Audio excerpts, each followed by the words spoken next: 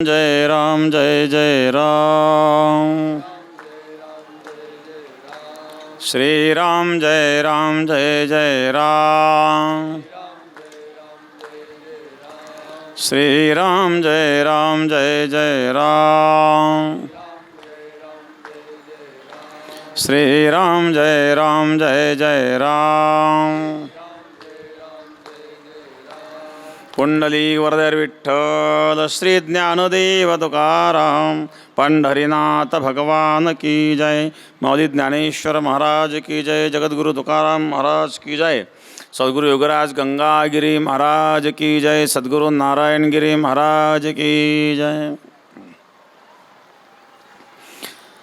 एतु सर्वाणि कर्माणि मयि सन्न्यस्य मत्पराः अनन्ये नैव योगेन मां ध्यायन्त उपासते।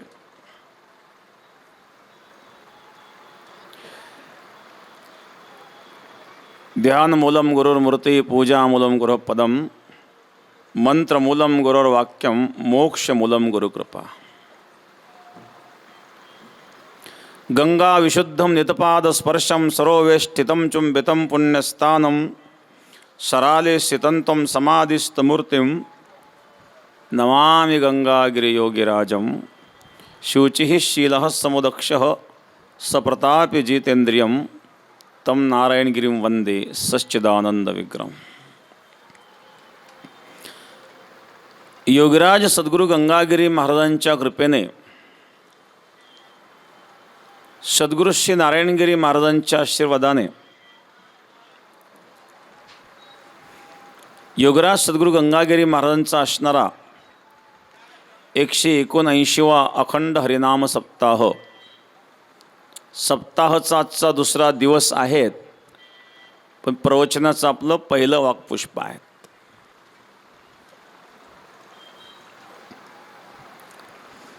योगीराज सद्गुरु गंगागिरी महाराजांच्याच कृपेने कार्यक्रम करून घेणारे महाराज आहेत। आपण एक निमित्त आहोत। जसं भगवान सांगतात, भ्रामयन सर्वभूतानि यंत्रारूढानि मायया। ज्याप्रमाणे वीज यंत्राला फिरवते त्याप्रमाणे सर्व प्राणीमात्रांना सर्व भूतमात्रांना मी फिरवतो। ही त्या परमात्म्याचीच कृपा आहे। त्या परमात्म्याच्या कृपेने सगळं घडतं। आणि या ठिकाणी गंगागिरी महाराजांचा सप्ताह सद्गुरु गंगागिरी महाराजांच्या कृपेने घडतो। कारण देवते संत निमित्त त्या प्रतिमा। संत आणि देव यात वेगळेपणा नाही आहेत। योगीराज सद्गुरु गंगागिरी महाराज आज या सप्ताहाच्या माध्यमातून आपल्यामध्येच आहेत। संतांचा मृत्यू होत नसतो, कारण मरणारा शरीर आहेत, आत्मा मरत नसतो। नयनम छिंदन्ति शस्त्राणि नयनम दहति पावकाः न चैनम क्लेदेन्त्यापो न शोचयति मारुतः अच्छद्योयम दाह्योयम अक्लेद्यो शोश्च एवच नित्यः सर्वगतस्ताणुर अचलोयम सनातनः। ज्याला शस्त्र तोडू शकत नाही, अग्नी जाळू शकत नाही, वायू सुकू शकत नाही, पाणी भिजवू शकत नाही, जो कधी नष्ट होऊ शकत नाही, जो नित्य आहेत, सर्वव्यापक आहेत, स्थिर आहेत, कुटस्थ आहेत, तो आत्मा आहे। अचल आहेत, तो सनातन आहेत आणि तो कधी नष्ट होत नाही। म्हणून संत हे आत्मस्थितीमध्ये स्थित असतात। तरी आत्मसुखाची या गोडिया विटे जो का सकळ विषया जयाचे ठाई इंद्रिया मानू नाही। आत्मसुखाच्या गोडीमध्ये रंगलेले संत असतात, ते इंद्रियजन्य सुखदुःखामध्ये कधी रमत नाही। जयाचे ठाई इंद्रिया मानू नाही असे संत असतात। संत गंगागिरी महाराजांची आपल्यावर कृपा आहेत। आज या ठिकाणी व्यासपीठावर अनेक संत महंत उपस्थित आहेत। उपस्थित सर्व संत महंतांना सद्गुरु गंगागिरी महाराज संस्थांच्या वतीने सर्वांनाच या ठिकाणी सद्गुरू गंगागिरी महाराज भक्तगणांच्या वतीने आपल्या सर्वांचा या ठिकाणी सन्मान आहेत. सर्वांचं शब्द सुमनाने पूजन या ठिकाणी करून आपण या ठिकाणी कार्यक्रमाला प्रवचनाला प्रारंभ करूया. एतु सर्वाणि कर्माणि मयि संन्यस्य मत्पराः अनन्येनैव योगेन माम ध्यायन्त उपासते. भगवान सांगतात, अर्जुन, ज्याने संपूर्ण जीवन मला अर्पण केलेलं आहे, संन्यस्य अर्पण करणे, मयि संन्यस्य मत्पराः, जे माझ्यात परायण झालेले आहेत, अनन्य योगाने, अनन्य नैव योगेन माम ध्यायन्त उपासते, अनन्य योगाने माझं ध्यान करतात, त्याचा मी उद्धार करतो. तेषाम अहम समुद्धर्ता मृत्य संसार सागरात भवामि नचिरात पार्थ मय्या वेशित चेतसम. भगवद्गीतेच्या 12व्या अध्यायातील 6वा श्लोक आहे.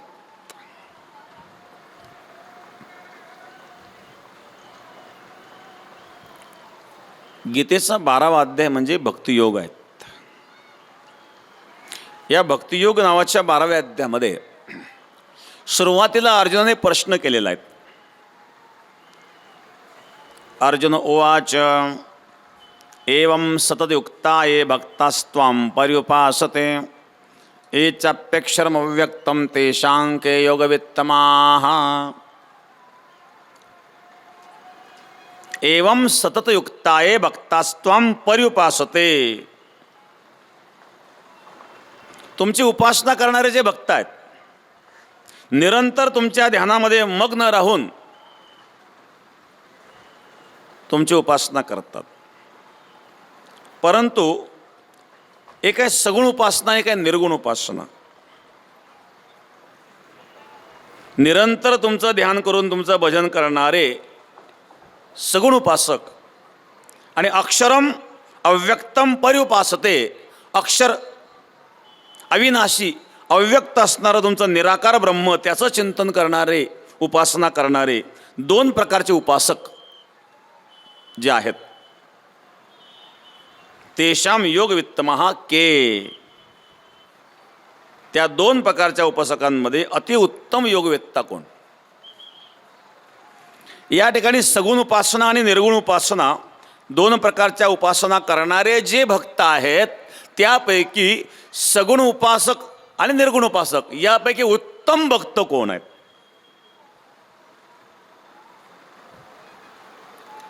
असा प्रश्न अर्जुनाचा आहे.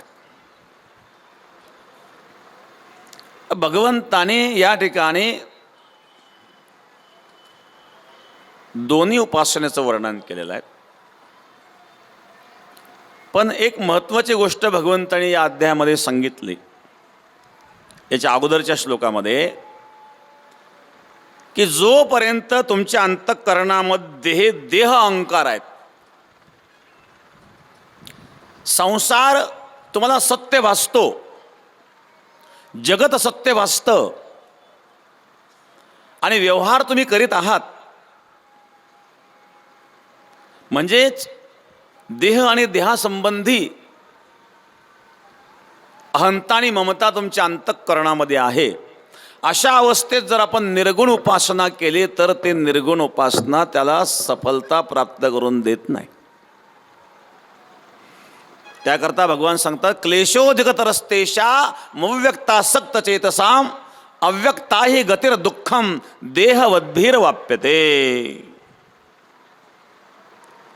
अव्यक्त असणारं निराकार परब्रह्म, सच्चिदानंद निराकार परब्रह्म, याच्यामध्ये जर तुम्ही चित्त लावित असाल तर क्लेश होतात. कोणाला? जोपर्यंत देहाचा अभिमान आहे तोपर्यंत. आणि देहाभिमानी माणसाला निराकार उपासना करताना क्लेश होतात. बरं का? सर्वसाधारण संसारी माणसं बघा, विद्वानाची भाषा त्यांना पटत नाही. ज्ञानाला अज्ञानाची भाषा पटत नाही आणि अज्ञानाला ज्ञानाची भाषा कळत नाही. मग सगळा गोंधळ आहेत वेदांत शास्त्र.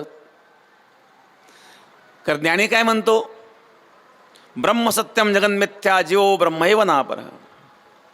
हे ब्रह्म सत्य आहेत, जगत मिथ्या आहेत. मग अज्ञानी मनुष्य विचार करतो जगत मिथ्या आहेत. आपण हे पाहतोय सगळं मिथ्या आहे का? जन्म झाला, लहानचा मोठा झाला, शिक्षण केलं, ग्रॅज्युएशन केलं, बंगला घेतला, गाडी घेतली, जमीन घेतली, द्राक्षाची बाग लावली, मुलं झाले, नातू झाले, नातू आजोबाच्या मांडीवर खेळतायत, आजोबाच्या मिशा ओढतायत. हे सगळं खोटं आहे का? काय तुमचे साधू संत सांगतात? मला एकदा एक कम्युनिस्ट भेटला होता, त्याचं नाव नाही सांगत मी. त्याने तुमच्या लोकांनी जगत मिथ्या जगत मिथ्या सांगून सांगून लोक आळशी बनवले म्हणले.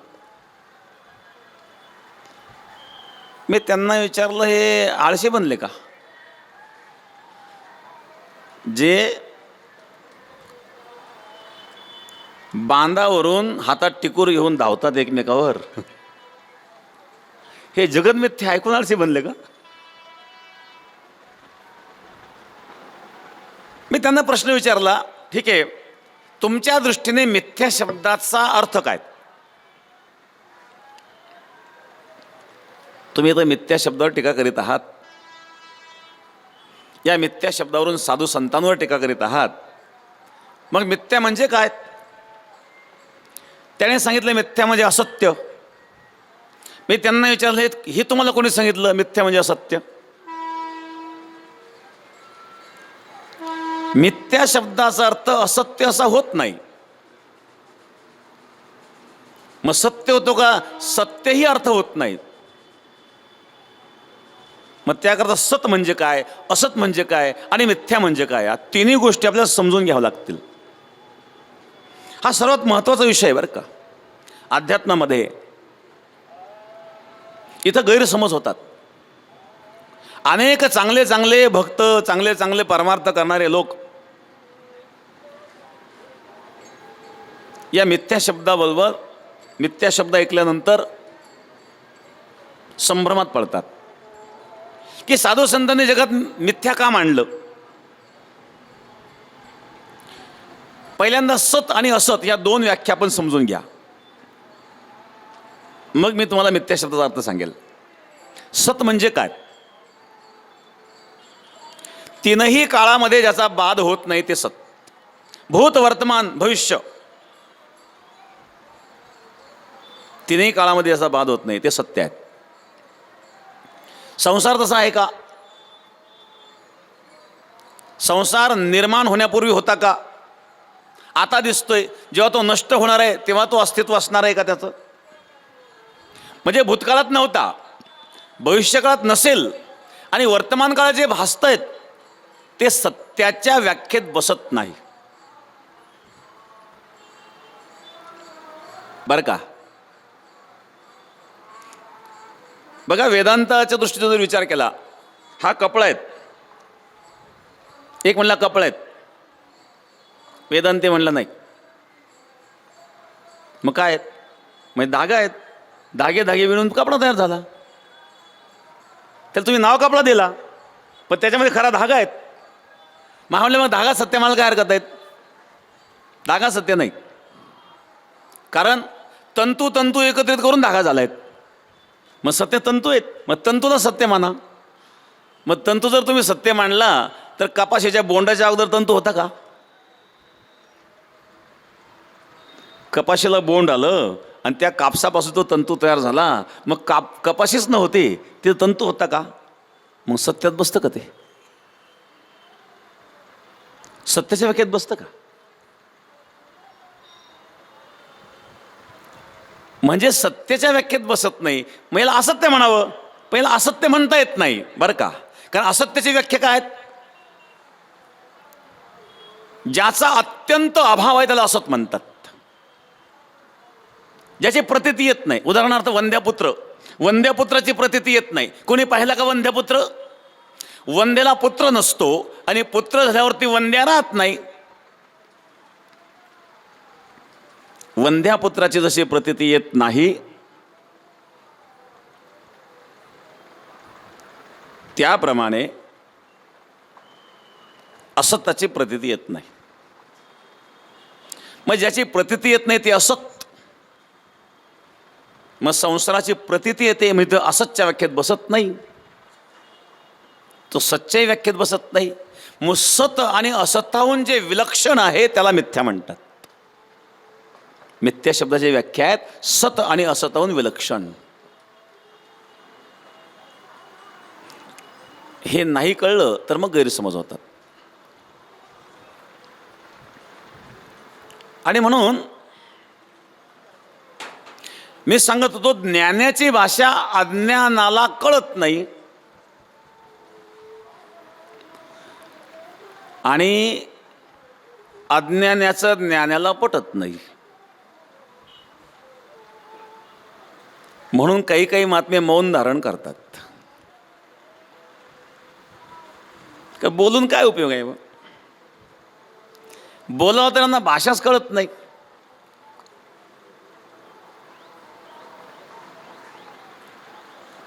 ते प्रकाश महाराज जंजाळ येतात, त्यांना घेऊन या वर कोणतरी. चौधरी महाराज आणि प्रकाश महाराज जंजाळ इकडून येताना पाहिलं मी ते. आपण स्टेजवर या महाराज, घेऊन या.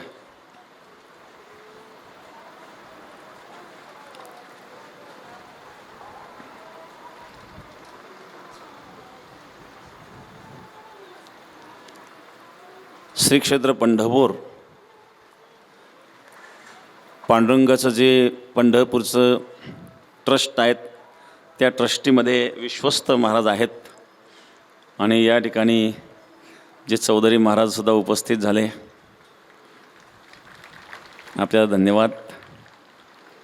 प्रकाश महाराज आपण आलात, जणू पांडुरंगाचा संदेश घेऊन आपण आलात.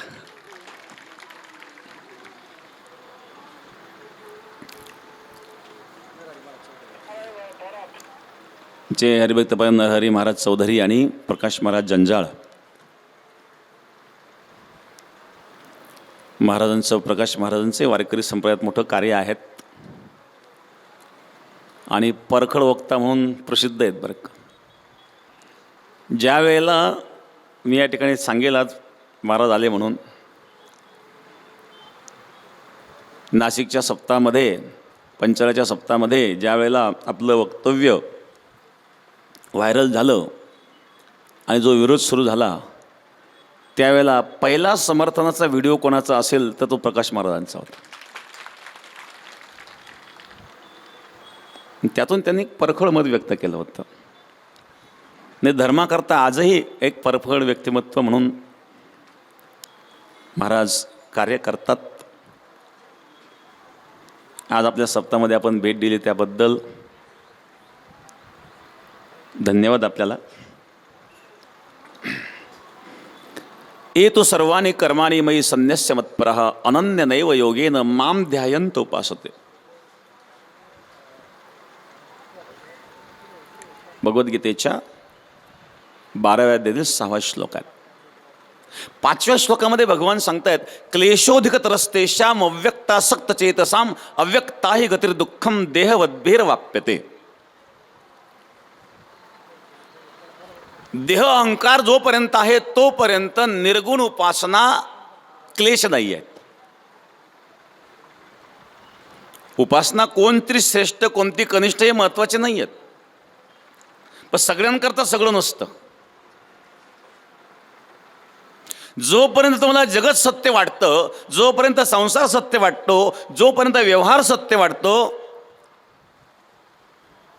अशा अवस्थेत जर तुम्ही निर्गुण उपासना कराल तर त्यात क्लेश आहेत. आणि मग अशा व्यक्तीकरता सगुण उपासना सांगितली.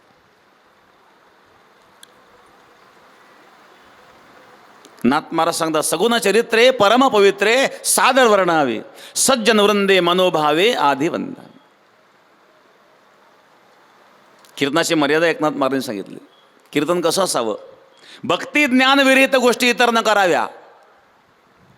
भक्ती ज्ञानाच्या विरहित कुठलीही चर्चा कीर्तनात नसावी. आता अलीकडच्या काळामध्ये तर तुम्ही बघा काय परिस्थिती निर्माण झालेली आहे. काही कीर्तनकार असे आहे की त्यांनी तमासगीर व्हायला पाहिजे होतं, ते चुकून कीर्तनकार झाले. हे दुर्दैव आहेत महाराज. हे कीर्तन परंपरा हे साधारण परंपरा नाही आहेत. या जीवाला भवबंधनातून मुक्ती देणारी ही परंपरा आहेत.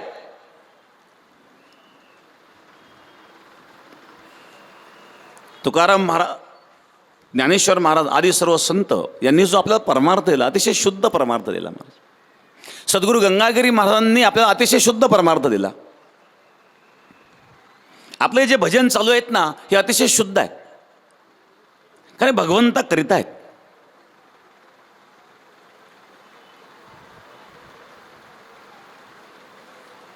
आपले टाळकरी दिवसा 3 तास, रात्री 3 तास, म्हणजे 6 तास उभं राहून भजन करतात. सगळे स्वखर्चाने आलेले आहेत. कोणाला भाडं नाही, कोणाला दक्षिणा नाही. बरं, खूप काही तर व्यवस्था आहे असं काही नाही. जी व्यवस्था असेल ती व्यवस्था. जसं पंढरीला वारकरी जातात, पावसात भिजतात, मिळेल ते खातात. फक्त एकच इच्छा असते, काही येता देखे न माझा माय बाप, घटिका बोटे दिवस लेखी धरून या माप. केव्हा त्या परमात्म्याचं मला दर्शन होईल. काय मी उद्धार पावेन, काय कृपा करील नारायण, ऐसे तुम्ही सांगा संत जन, करा समाधान चित्तमाचे. केव्हा माझा उद्धार होईल. 15-15 दिवस, 20-20 दिवस, काही तर महिना चालून येतात महाराज. बारीमध्ये 20-20, 30-30 तास उभं राहतात. पण जोपर्यंत पांडुरंगाचं दर्शन होत नाही तोपर्यंत समाधान नाही मिळत महाराज. एकदा दर्शन झालं ना, आता कोठे धावे मन तुमचे चरण देखल्या. भाग गेला सीन गेला अवघा झाला आनंद. महिन्याभराचा 15 दिवसाचा चालण्याचा शिणभाग आहेत, पांडुरंगाचे चरण पाहिल्याबरोबर संपून जातो महाराज. अवघा झाला आनंद. हे शुद्ध भक्ती आहेत. इथं आपले भजनी मंडळ जी व्यवस्था असेल त्या व्यवस्थेत राहतात, जे मिळेल ते भोजन करतात. 6 तास उभं राहून भजन हे भगवंत करतायत.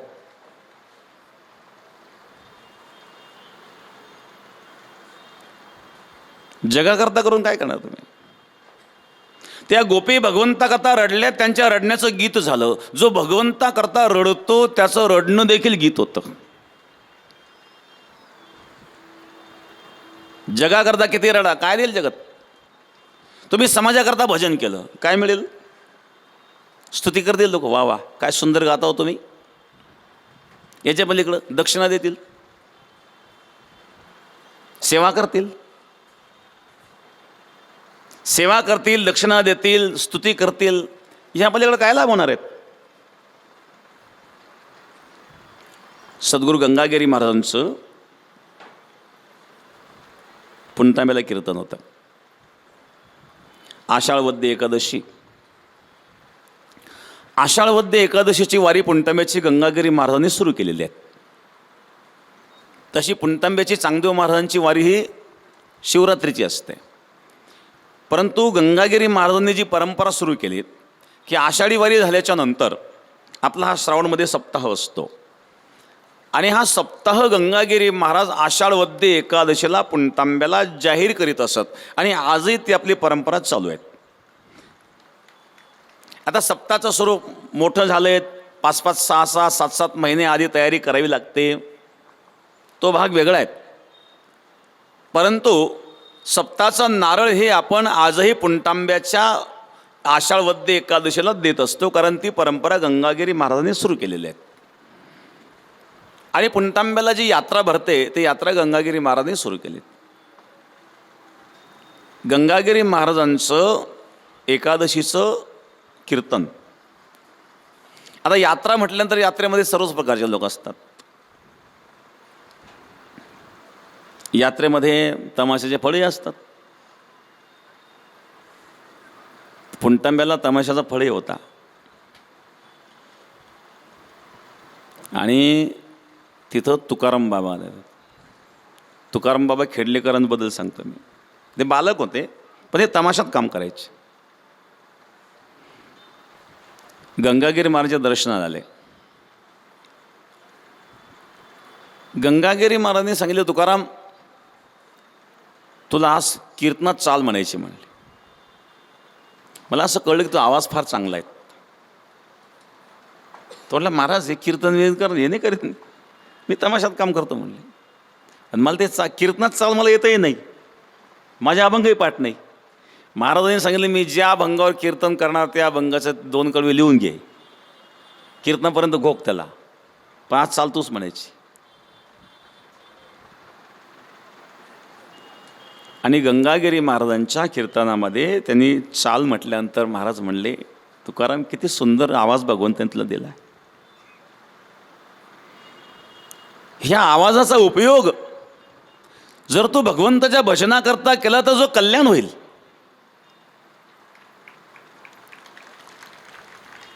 त्याने सांगितलं, महाराज मी जे तमाशात काम करतो त्यातून 2 पैसे मला मिळतात, त्याच्यावर माझा प्रपंच चालतो. अजून मी लहान आहे, परंतु घरामध्ये दुसरं कोणी कमवतं नाही आहेत. हे जर मी बंद केलं तर पुढं काय होईल. महाराजांनी सांगितलं, ही काळजी तू करण्याचं कारण नाही आहे. सर्व जगाची काळजी करणारा तो परमात्मा आहेत. हे पशुपक्षी हे कुठं कामाला जात का हो. अजगर करे ना चाकरी, पंछी करो ना काज. त्यांनाही भगवंताने कधी उपवाशी ठेवलं नाही.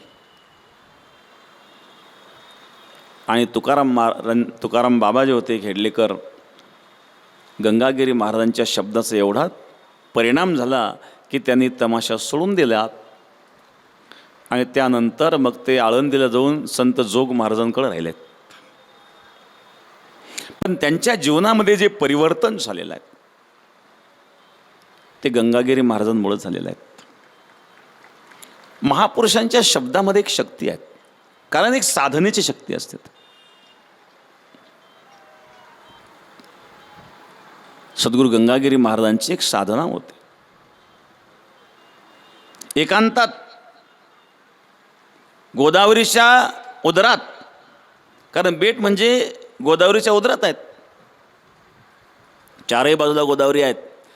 त्यावेळेला गोदावरी 12ही महिने वाहत असे.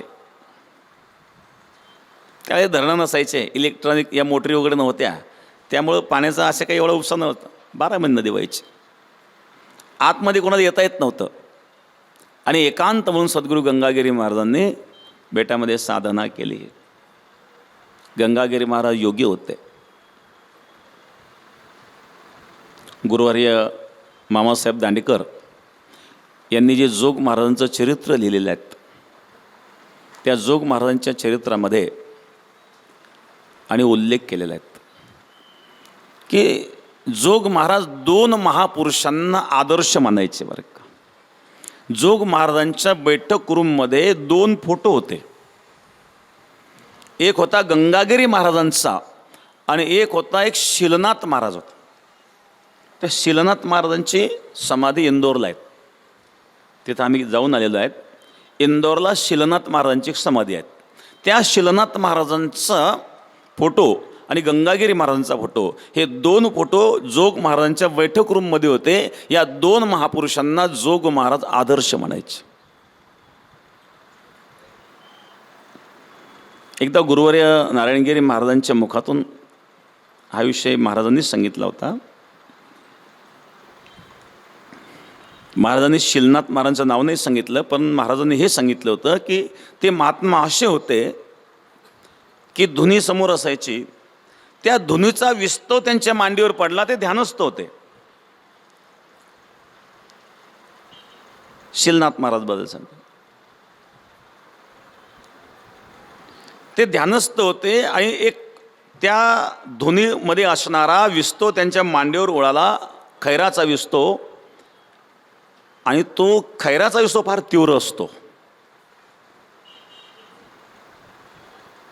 मांडी म्हणजे हाडापर्यंत ते जाग जळले महाराज, तरी सुद्धा ते देह भानावर आले नाही.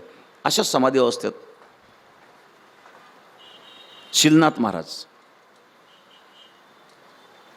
त्यांना एक आदर्श म्हणायचे जोग महाराज आणि गंगागिरी महाराजांना. तर अशा प्रकारे या महापुरुषांनी आपल्याला शुद्ध परमार्थ दिला.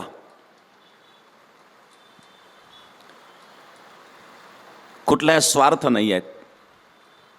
अनन्य भावाने भक्ती, अन्याश्रयाणाम त्यागो येते अनन्यता. अन्य आश्रयाचा त्याग करून केलेली भक्ती ही अनन्य आहे. एतु सर्वाणि कर्माणि मयि संन्यस्य मत्पराहा अनन्ये नैव योगेन माम ध्यायंत उपासते. अनन्य भावाने जो माझं ध्यान करतो तेषाम अहम समुद्धरता मृत्यू संसार सागरात. त्याला मी मृत्यू संसार सागरातून तारणारा होतो. भवामी नचरात पार्थ मय्यावेशित चेतसम. हे पार्थ, इथं पार्थ शब्द जो वापरला आहेत ना, फार महत्त्वाचा आहे बरं का. अर्जुनाला उद्देशून पार्थ शब्द आहेत. अर्जुन कुंतीपुत्र आहेत. मग काही ठिकाणी कौंतेय शब्द आलेला आहे. कुंतीपुत्र म्हणून कौंतेय. आणि कुंतीचं एक नाव आहे पृथा, पृथ्वीचा पुत्र म्हणून पार्थ.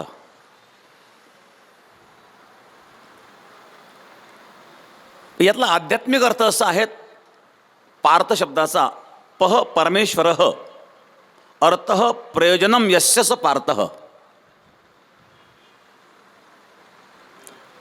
आचार्याची व्याख्या करतात, पह परमेश्वर, प म्हणजे परमेश्वर, अर्थ म्हणजे प्रयोजन.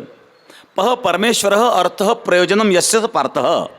परमेश्वर ज्याचं प्रयोजन आहे त्याला पार्थ म्हणतात. मग हा उपदेश भगवान पार्थाला देत आहेत. त्याकरता आपलं पार्थ व्हावं लागेल. ज्याचं प्रयोजन परमेश्वर आहेत त्याला उपदेश आहेत. भलत्याला उपदेश करून काय उपयोग आहे हो. आता तुम्ही स्वतंत्र इथं सप्ताहामध्ये आलेला आहात, कीर्तन प्रवचन ऐकण्याकरिता आलेला आहात आणि त्या भावनेने आलेले आहात, म्हणून तुम्ही एकाग्रतेने श्रवण करीत आहात. एक मनुष्य मुंबईला सर्व्हिसला होता. दीपोळीच्या सुट्या, मोजक्या सुट्या, रिझर्वेशन केलेलं होतं. गर्दी फार, पत्नीबरोबर, मुलगाबरोबर, सामानबरोबर, बसला गर्दी. रेल्वे स्टेशनपर्यंत पोचता येईना, डोक्याला हात लावून बसला. लवकर जर स्टेशनपर्यंत पोचलो नाही, रेल्वे जर निघून गेली, रिझर्वेशन परत मिळणार नाही, सुट्ट्या मोजक्या आहे, अशा टेन्शनमध्ये बसला. तेवढ्यात एक मनुष्य आला. म्हणले, हो तुम्हाला एक सांगू का? म्हणजे काय? भगवान कृष्ण परमात्मा अर्जुनाला गीतेत काय सांगतात तुम्हाला सांगू का? तो म्हणला, भगवान मला गीतेत काय सांगतात हे नको सांगू, मला गाडी केव्हा मिळेल हे सांग. त्याची ऐकण्याचीच मानसिकता नाही आहे. मग ज्याची ऐकण्याची मानसिकता नाही आहे त्याला काय तत्वज्ञान सांगून उपयोग आहे? मग भगवंतानी या ठिकाणी पार्थ शब्द जो वापरला,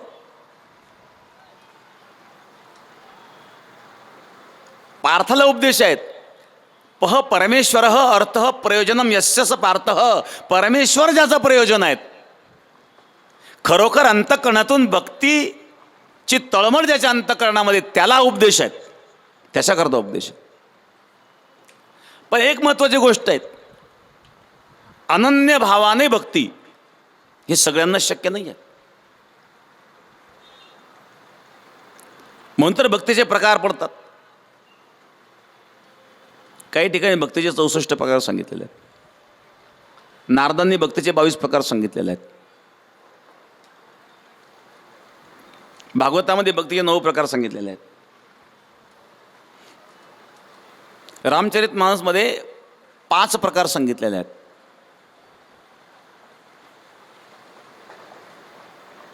मंत्र जाप मम दृढ विश्वासा पंचम भगती वेद प्रकाश. गीतेमध्ये भगवंतांनी 4 प्रकार सांगितले. चतुर्विधा भजन्ते माम जना सुकृतिनोर्जन आर्थ जिज्ञासुरार्थार्थी ज्ञानीच भरतर्षभ. भक्तीचे प्रकार का पडले? का प्रत्येकाचे भाव भिन्न आहेत. एका माणसाला 4 मुलं होती. बाजारातून त्यांनी फळं आणली, आंबे आणलेत. एका मुलाने पाहिलं, पळतच आला, लागला मागायला, मला आंबा पाहिजे, मला आंबा पाहिजे. दिला बापाने त्याला आंबा. दुसरा आला, तो मागत नाहीयेत, पण त्या आंब्याकडे पाहून रडतोय. रडण्याचं कारण काय? आंब्या करताच. बापाला वाटलं रडतोय म्हणजे आंब्या करता रडतोय, त्यालाही दिला. तिसरा आला, तो रडतही नव्हता, मागतही नव्हता, फक्त सारखं टक लावून पाहत होता. तो टक लावून का पाहतो? आंब्या करताच. चौथा होता, तो खेळत होता. बापाने सांगितलं, अरे तिघांना आम्ही फळं दिली, आंबा दिला, तू पण घेऊन जा. तो इतका दंग झाला, त्याला आंब्याशी काही घेणं नव्हतं. बाप त्याच्या जवळ गेला आणि जवळ जाऊन त्याच्या हातात आंबा दिला. हातात घेतला आणि बाबाकडे पाहिलंही नाही.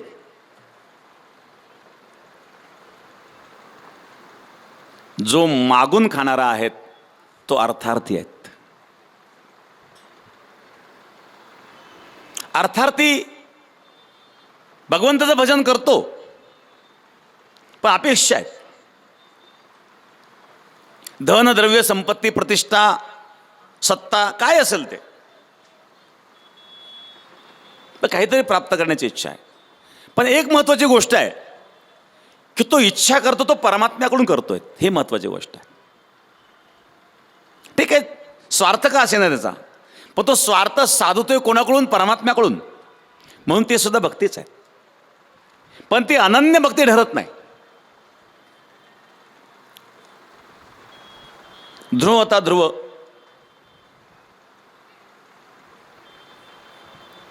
कथा सर्वांना माहिती आहेत, कथेत वेळ नाही घेणार मी. ध्रुवाला त्याच्या वडिलाने मांडीवरून ढकलून दिलं. का ढकलून दिलं? ध्रुवाचे पिता उत्तानपाद. उत्तानपादाला 2 पत्न्या होत्या, सुरुची आणि सुनीती. सुनीतीपासून जो झाला तो ध्रुव आहे, सुरुचीपासून झाला तो उत्तम. उत्तम आणि ध्रुव हे 2 पुत्र होते. उत्तानपाद राजाच्या मांडीवर उत्तम बसलेला पाहिल्यानंतर ध्रुवाला वाटलं दुसऱ्या मांडीवर आपण बसावं.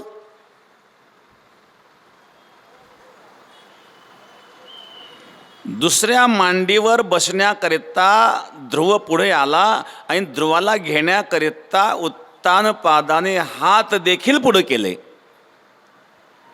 पण तेवढ्यात त्या ठिकाणी सुरुची आली. सुरुची म्हणली, ध्रुव तुला त्या मांडीवर बसता येणार नाही. म्हणजे का? कारण तू माझ्या उदरी जन्म घेतलेला नाही, आणि जर तुला त्या मांडीवर बसायचं असेल तर तुला पुन्हा मरून माझ्या उदरी जन्म घ्यावा लागेल, तेव्हा तुला त्या मांडीवर बसता येईल. ध्रुवाला वाईट वाटलं, रडत रडत गेला, आई माझा एवढाही अधिकार नाही की बापाच्या मांडीवर मी बसू शकत नाही.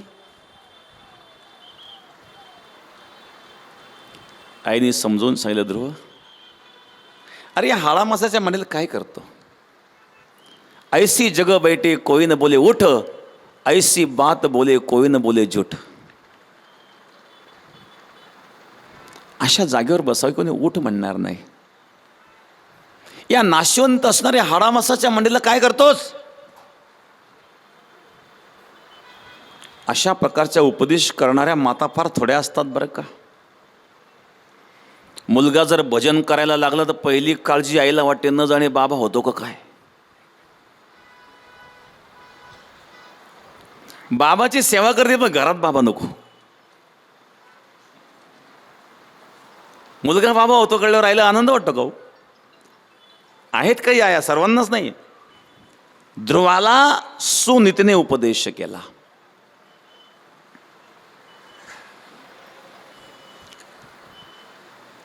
आणि ध्रुव वनामध्ये गेला. नारदांची भेट झाली. नारदांनी परीक्षा पाहिली. ए बाळ, कोण आहे तू? तुझं नाव काय? म्हणजे ध्रुव. कशा करता आला? तपस्या करण्याकरता. अरे तपस्या कळते का तुला? तपस्या कशाला म्हणतात? मोठे मोठे तपस्वी ते सफल झाले नाही, तुला काय तपस्या करणार आहेत? घरी जा.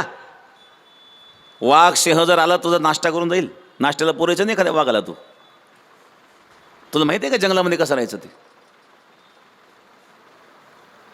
घरी जा म्हणे तू. ध्रुवाने विचारलं, आपण कोण? मला घरी जा म्हणणारी? मी नारद आहेत. नारद? तुम्ही नारद नाही असू शकत म्हणजे. नारद असं काय बोलतील म्हणजे? त्यांनी आल्याबरोबर नारदांना प्रणाम केला. नारदांनी पाहिलं, परीक्षा पाहत होत नारदची, खरंच याच्यामध्ये योग्यता आहे का? तो घरी का जायला नाही म्हणतो? त्या ध्रुवाने सांगितलं, ज्या घरामध्ये माझा अपमान होतो त्या घरात मी राहणार नाही. नारदांच्या लक्षात आलं काहीतरी घडलेलं आहे. नेमकं काय घडलं? तेव्हा नारदांनी जो उपदेश केला तो एक श्लोक फार महत्त्वाचा आहे. नारदांनी 3 गोष्टी सांगितल्या ध्रुवाला. गुणाधिकम मुदम लिप्सेत अनुक्रोश गुणाधमात मैत्री समानात इच्छेत न तापैरभिभूयते. एखादी व्यक्ती गुणाने जर आपल्यामध्ये अधिक असेल, आपल्यापेक्षा अधिक असेल, तर आपण त्या व्यक्तीला वंदन करावं आणि ते गुण आत्मसात करण्याचा प्रयत्न करावे.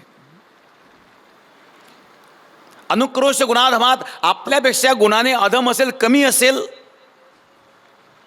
तर त्याच्यावर दया करावी.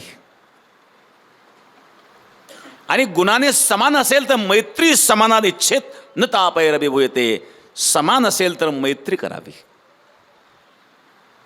या 3 गोष्टी नारदांनी ध्रुवाला सांगितल्या. ध्रुवाने तपस्या केली, आपल्याला सर्वांना कथा माहिती आहेत. मी हा दृष्टांत कशा करता सांगत होतो.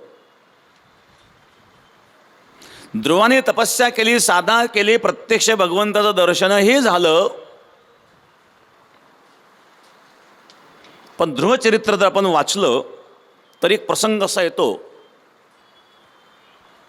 ध्रुव आल्यानंतर ध्रुवाच्या पिताजींना पश्चातापही झाला.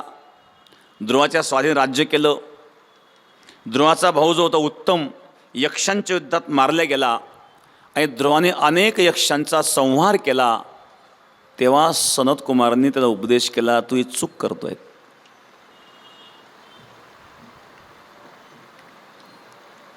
कारण ध्रुवाला भगवंताची भेट झाली परंतु सत्संग घडला नाही. आणि ध्रुवाची जी भक्ती होती ही सकाम भक्ती होती. अपमान झाला म्हणून बघा,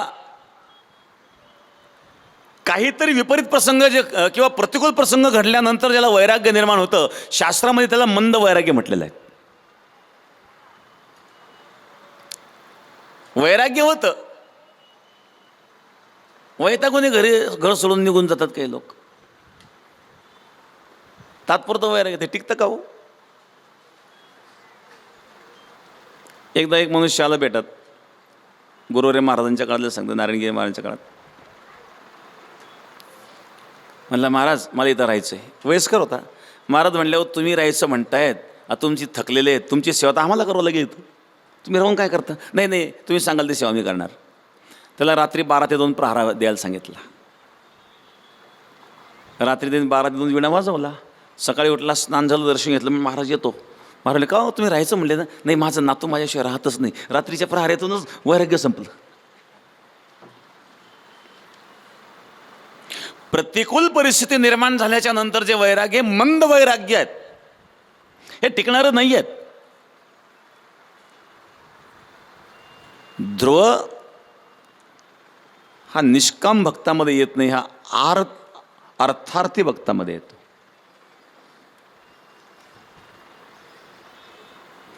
ध्रुवासारख्याला सुद्धा अनन्य भक्ती नाही करता आली. आर्त भक्ताचं उदाहरण द्यायचं ठरलं तर द्रौपदीचं उदाहरण आपल्याला देता येईल.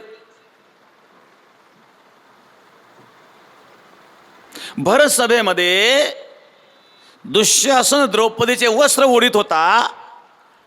प्रथमतः द्रौपदीला वाटलं भीष्माचार्य, द्रोणाचार्य, कृपाचार्य, धृतराष्ट्र हे मोठे मोठे लोक या ठिकाणी असल्यामुळं माझ्यावर कोणी अन्याय करणार नाही, म्हणजे द्रौपदीचा भीष्माचार्यांवर विश्वास होता. द्रोणाचार्यांवर विश्वास होता, कृपाचार्यांवर विश्वास होता. पण भीष्माचार्य, द्रोणाचार्य, कृपाचार्य, धृतराष्ट्र सर्व खाली मान घालून बसलेले होते. द्रौपदीची आशा तुटायला लागले महाराज. द्रौपदीने आपल्या 5 पतींकडे पाहिले. माझे बलवान 5 पती असताना माझ्यावर कोणी अन्याय करू शकत नाही, तेही खाली मान घालून बसलेले आहे. तेव्हा द्रौपदीला वाटलं मी स्वतः माझं रक्षण करू शकते. पण द्रौपदीची स्वतःची शक्ती सुद्धा कमी पडली. आणि मग द्रौपदी भगवंताचा दावा करू लागले.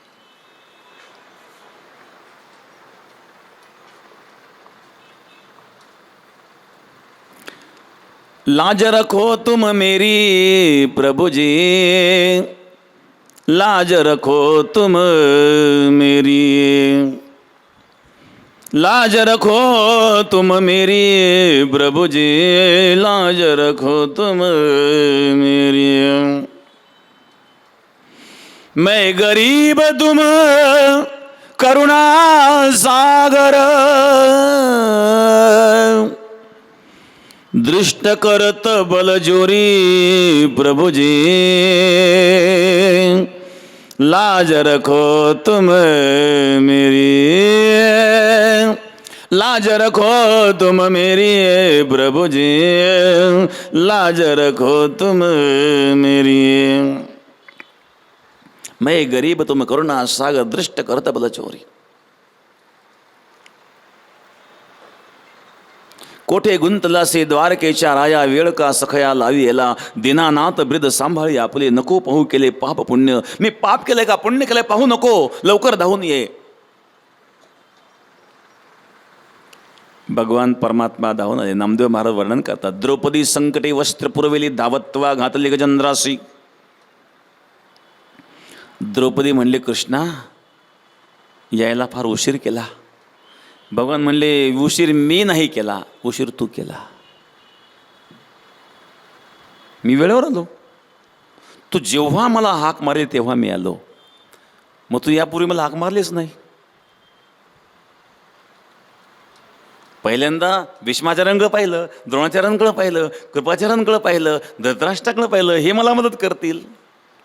पांडवांकडे पांडव मदत करतील. तुला स्वतः शक्तीचा सुद्धा अभिमान होता, मी माझं स्वतः रक्षण करू शकेल. जोपर्यंत तू अनन्य होत नाही तोपर्यंत मी येणार नाही.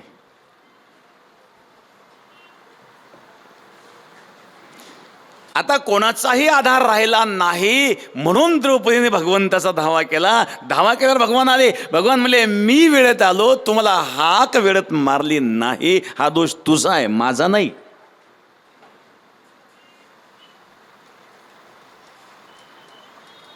द्रौपदीला अन्य आश्रयाचा त्याग करावा लागला. अन्याश्रयाणाम त्यागो इति अनन्यता.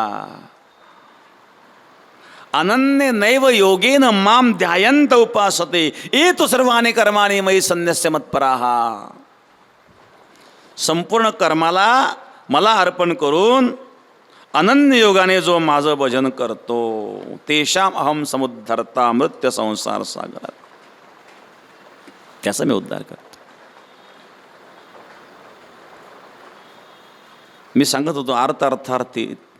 तिसरा मुलगा, जसं एक मुलगा ज्याने मागून आंबा खाल्ला तो अर्थार्थी, रडणारा आर्त द्रौपदी आहेत, रडत आहेत.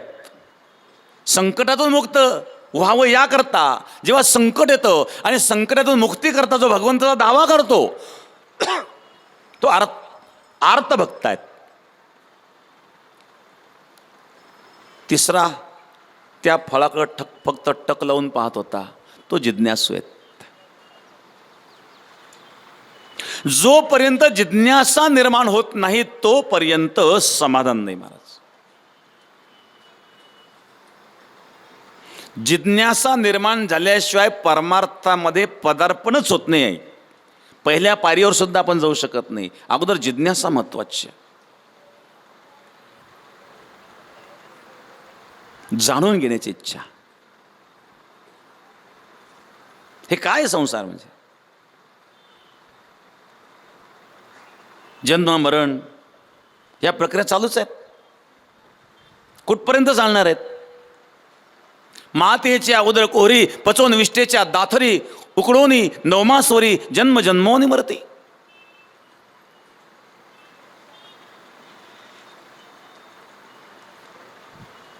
आणि म्हणून यापासून वेगळा काही असा मार्ग नाही का या दुःखापासून मुक्ती प्राप्त करण्याचा? ही जिज्ञासा अंतःकरणामध्ये निर्माण होते. मग अनन्य भाव त्याकरता निर्माण व्हावा. म्हणून या ठिकाणी भगवान परमात्मा अर्जुनाला या श्लोकामध्ये सांगतोय, ए तू सर्वाणी कर्माणी मयी संन्यस्य मत्पराहा अनन्य नैव योगेन. ही भक्ती आहे. अनन्य भावाने जी काही कर्म करशील ते भक्ती आहेत. पण या ठिकाणी निर्गुण उपासनेची क्लिष्टता सांगितली. क्लेशोधिकतरस्तेशा. निर्गुण उपासना जोपर्यंत देहंकार आहे तोपर्यंत घडत नाही. मग आता भक्ती मार्ग किती सोपा आहेत. पशु पक्ष्यांना सुद्धा भक्ती करता येते. जटायू भक्ती करू शकतो, गजेंद्र भक्ती करू शकतो, झाडू मारतानाही भक्ती घडू शकते. इथं कोणी वाढण्याचं काम करतो ती भक्ती आहेत. कोणी पत्रावळ्या उचलण्याचं काम करतो ती भक्ती आहेत. सगळेच भजन करू शकत नाहीत. भजनी मंडळ त्या ठिकाणी भजन करीत आहेत, ते भक्ती करीत आहेत. पण जो आलेल्या भक्तांना भोजन घालतोय किंवा आलेल्या भक्तांची भोजनाची व्यवस्था करण्याकरता ज्या मातेने भाकरी तयार केल्या ती भाकरी थापणारी माता सुद्धा भाकरी थापता थापता भक्ती करीत आहेत.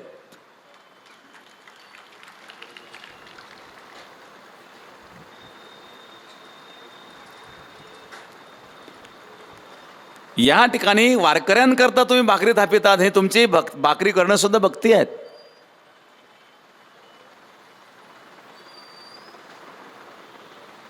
आणि म्हणून ज्ञान मार्गापेक्षा भक्ती मार्गाचं श्रेष्ठत्व जे सर्व संतांनी सांगितलं त्याचं कारण आहे. सॉक्रेटिस नावाचे एक तत्वज्ञ होते. सॉक्रेटिस, सुकरात त्यांचं नाव होतं. वेदांती होते. एक महात्मा होते सॉक्रेटिस, सुकरात. आणि एक सिद्ध महात्मा होते. एकदा त्यांच्या शिष्यांनी त्यांनी सांगितलं, विनंती केली शिष्यांनी, महाराज आपलं एवढं ज्ञान समाजापर्यंत पोचावं म्हणून आपण एखादा ग्रंथ लिहावा. म्हणजे शिष्यांनी आग्रह केला. त्याला ग्रंथ लिहून काय उपयोग आहे? माझा ग्रंथ या लोकांना कळणारच नाही.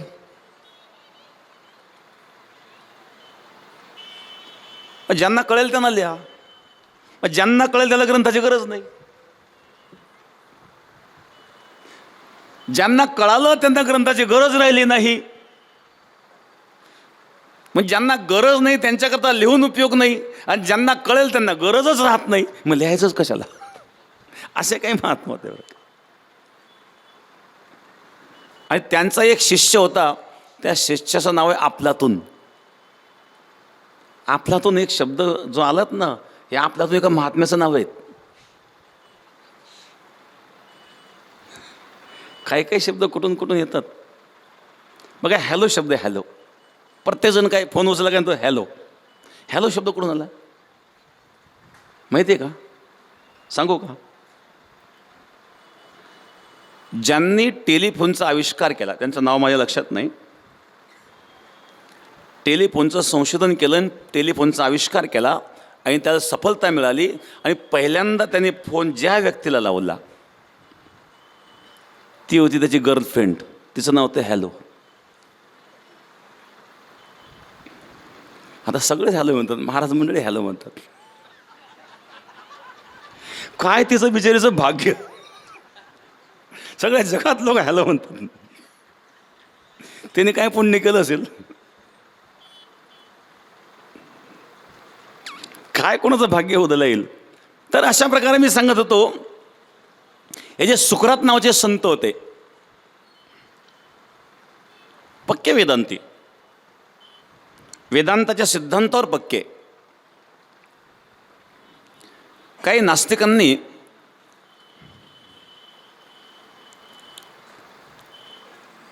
त्यांच्याकडे येऊन एक प्रश्न विचारला, तुम्ही वेदांती आहात? म्हणजे हो. वेदाचा सिद्धांत काय? त्यांनी सांगितलं ब्रह्म सत्यम जगत मिथ्या जीव ब्रह्मैव नापरः. ह्या सर्व ग्रंथाचे सार आहेत. जगत मिथ्या आहेत? म्हणले हो. जगतातला प्रत्येक पदार्थ मिथ्या आहेत? म्हणलं हो. एका पेल्यामध्ये विष आणलं, हे मिथ्या आहेत? मग पिऊन पहा. जर जगत मिथ्या आहेत, जगतातला प्रत्येक पदार्थ मिथ्या आहेत, मग हे विषय मिथ्या आहेत, मग प्यायला काय हरकत आहे?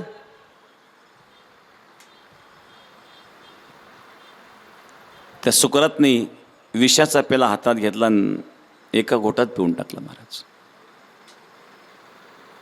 पण शेवटी विष आहेत.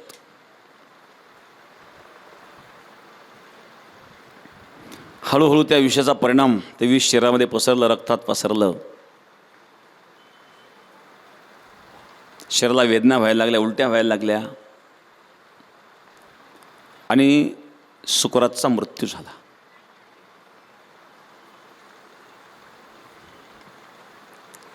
मृत्यू तर होणार आहेत, शरीरात मरणारच आहेत. परंतु एक आत्मज्ञानी महात्मा आहेत ब्रह्मस्थितीमध्ये, त्यांना मृत्यूचं दुःख नसतं. कारण मृत्यू हा आत्म्याला होतच नाही, शरीर मरणार आहेत.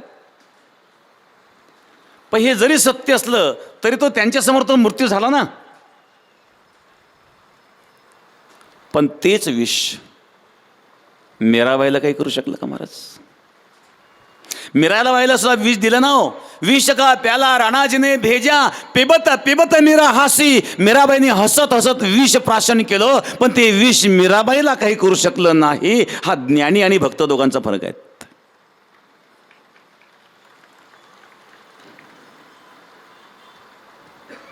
हसत हसत मीराबाईने विष प्राशन केलं, पण देव राखे तया मारील कोण. न मोडे काटा हिंडता वन, न जळे न बुडे नोहे काही विष ते अमृत पाहे. ही भक्ताची अवस्था आहे महाराज.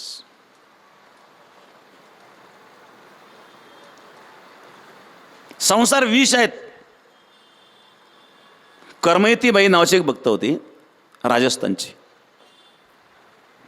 ब्राह्मणाची मुलगी होती आणि तिचा बाप राजपुरोहित होता, राजाचा पुरोहित बाप. पण ती मुलगी इतकी भक्तीत तल्लीन होती की रात्रंदिवस भगवंताच्या चिंतनामध्ये, भजनामध्ये असायची, कुठेही नाचायची. बापाला वाटायचं मी एक राजाचा पुरोहित आहे आणि माझी मुलगी असे का करते. बापाने असा विचार केला, हिचं लग्न करून टाकावं. लग्न झालं म्हणजे हे संसारात लागेल आणि हे बाप आपोआप विसर पडेल. एकदा संसाराची जबाबदारी पडली म्हणजे मग हे कुठंही जाणं, नाचणं हे बापाला पसंत नव्हतं. ती मुलगी माता सतत चिंतनामध्ये असायची आणि तिचं लग्न ठरवलं. तिला जेव्हा कळालं माझं लग्न होणार आहे, ती खूप रडायला लागली. ते म्हणजे माझं ध्येय नाही आहे.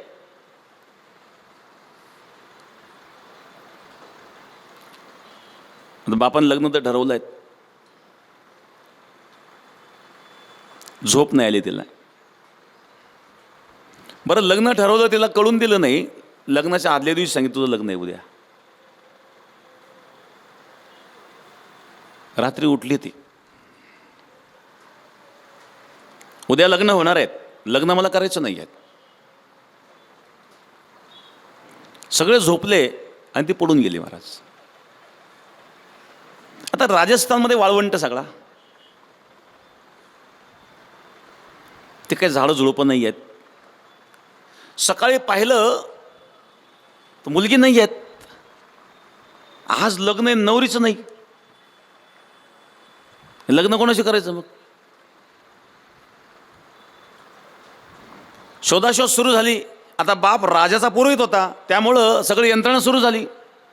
काही घोडेस्वार पाठवले, जिथं कुठं असेल त्या मुलीला घेऊन या.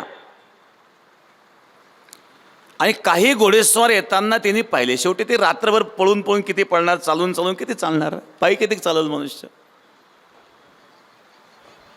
वाळवंट, लपायला कुठं जागा नाही. त्याने लांबून ते घोडे पाहिले आणि त्याच्या लक्षात आलं की हे मला आता घेऊन जाणार आहेत. लपायला कुठं जागा नाही आहेत, यांच्यापासून तर लपायचं आहेत. अस्वस्थ झाली क्षणभर, काय करावं काही सुचत नव्हतं. तिथं एक मेलेला उंट पडलेला होता. वाळवंटामध्ये उंट जास्त असतात.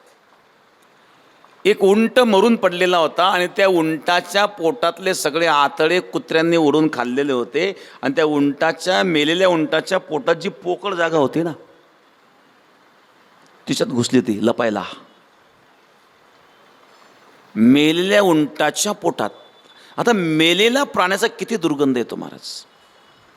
एखाद्या ठिकाणी प्राणी मेलेला असेल, तिथून जर आपण चालायला लागलो, काही अंतरावर 1-1 किलोमीटरपर्यंत त्याचा दुर्गंध येत असतो.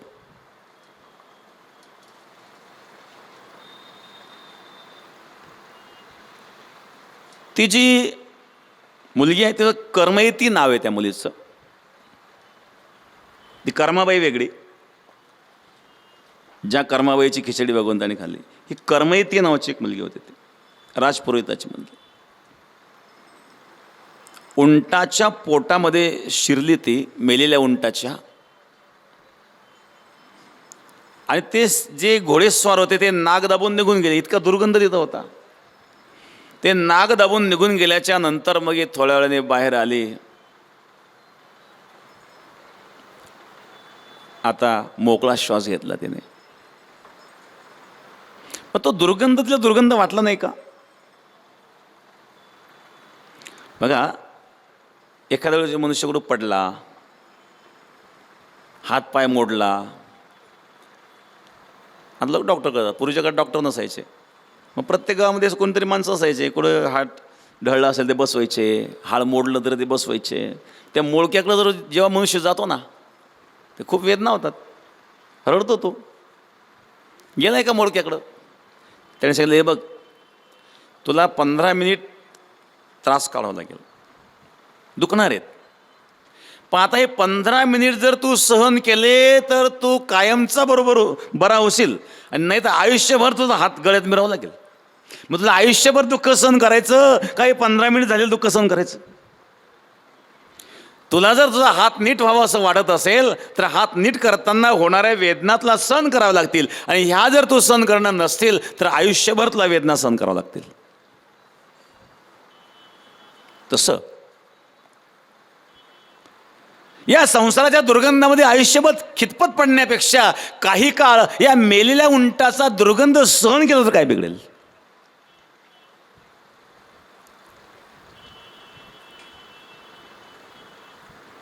हा दुर्गंध जर आपण आज सहन केला नाही तर आयुष्य आपलं दुर्गंध जाणार आहेत. उंटाच्या पोटामध्ये शिरून आणि शेवटी तिने घराचा त्याग केला आणि भगवंताच्या भक्ती करता वृंदावनला जाऊन त्या ठिकाणी भक्ती केली.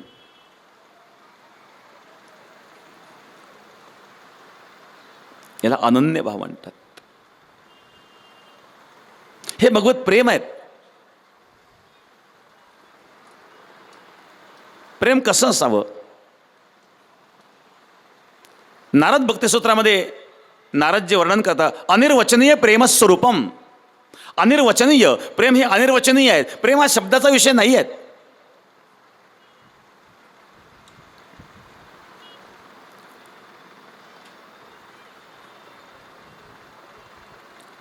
गुणरहितम, कामनारहितम, प्रतीक्षणं वर्धमानं, सूक्ष्मतरम, अविच्छिन्नम, अनुभवरूपम. प्रेमाची 6 लक्षणं सांगितले. नारद भक्तिसूत्रामध्ये. मला वाटतं 54 नंबरचं सूत्र आहेत नारद भक्तिसूत्रामध्ये. 54वे सूत्र आहेत. त्याच्यामध्ये प्रेमाची ही 6 लक्षणं सांगितली. पहिलं गुणरहितम. मग प्रेम गुणरहित कसं असावं? कारण भक्तीचे सुद्धा 3 प्रकार गीतेमध्ये भगवंतांनी सांगितलेले आहेत. सात्विक, राजसी, तामसी. यजंते सात्विका देवान यक्ष रक्षंश राजसहा प्रेतान बुद्गनश्चन यजंते तामसा जनः. ऊर्ध्वं गच्छन्ति सत्वस्ता मध्ये तिष्ठन्ति राजसः जघन्यगुणवृत्तिस्ता अधो गच्छन्ति तामसः. मग भक्तीतही 3 गुण सांगितले भगवंताने. मग नारद भक्तिसूत्रामध्ये नारदजी गुणरहित भक्तीला का म्हणतात? तर भक्तीचे जे 6 गुण आहेत ना, या 6 गुणाचं चिंतन आपण उद्या करू. कारण आता वेळ किती वाजले? आता 2:45 वाजून गेलेले आहेत. पुढं पण कार्यक्रम आहेत. ऊन तापतायत. आपण उन्हात बसलेले आहात. कधी कधी पाऊसही येतो. ही ऊन, पाऊस, शीतोष्ण सुखदुःखेषु समसंग विवर्जित, ही जी अवस्था आहेत ना, याला शास्त्रामध्ये तितिक्षा अवस्था म्हटली. ही तितिक्षा अवस्था हे सद्गुरू गंगागिरी महाराजांच्या भजनाची ताकद आहेत. इथं राजकीय कार्यक्रम असता तर शिव्या देतच निघून गेले असते. पण तुम्ही इथं का बसले? प्रेम आहेत म्हणून बसले. उन्हात बसलेले आहेत. पाऊस असला तरी पावसात आपण बसतो. तर अशा प्रकारे ह्या आपला निष्ठेचा परमार्थ सद्गुरू गंगागिरी महाराजांनी जो आजपर्यंत आपल्याकडून परमार्थ करून घेतला, ही एक भाग्याची गोष्ट आहे. हे गंगागिरी महाराजांच्या नंतर हरिगिरी महाराज, नाथगिरी महाराज, सोमेश्वरगिरी महाराज, गुरुवीर नारायणगिरी महाराज, एवढे सर्व महात्मे, या सर्व महात्म्यांची ताकद आहे ही. या सर्व महात्म्यांची साधनेची शक्ती आहेत. आणि म्हणून ती शक्ती आपल्याला लाभदायी ठरते. आणि म्हणून आपण हा परमार्थ, शुद्ध परमार्थ या ठिकाणी करू शकतो. आजचं असणार हे वाक्पुष्प सद्गुरू गंगागिरी महाराजांच्या चरणी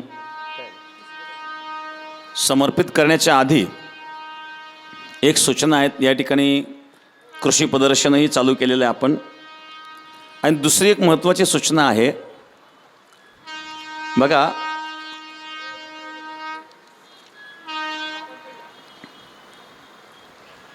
तर या कृषी प्रदर्शनामध्ये अनेक प्रकारच्या मशिनरी शेतकऱ्यांना खूप काही शिकायला मिळेल.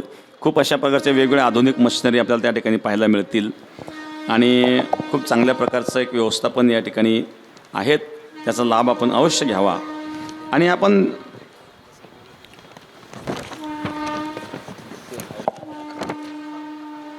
बेटाच्या माध्यमातून आपण एक आयुर्वेदिक औषध उपचार सुरू केलेत.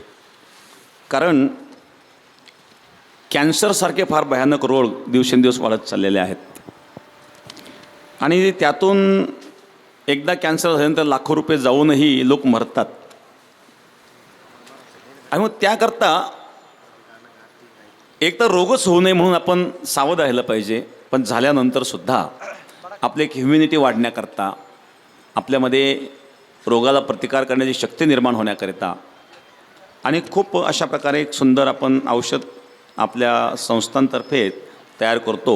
सफेद डाग, कॅन्सर, मूळव्याध आणि किडनी स्टोन असेल, त्याचा स्टॉल आपण या ठिकाणी लावलेला आहे. त्याचा आपण अवश्य लाभ घ्यावा.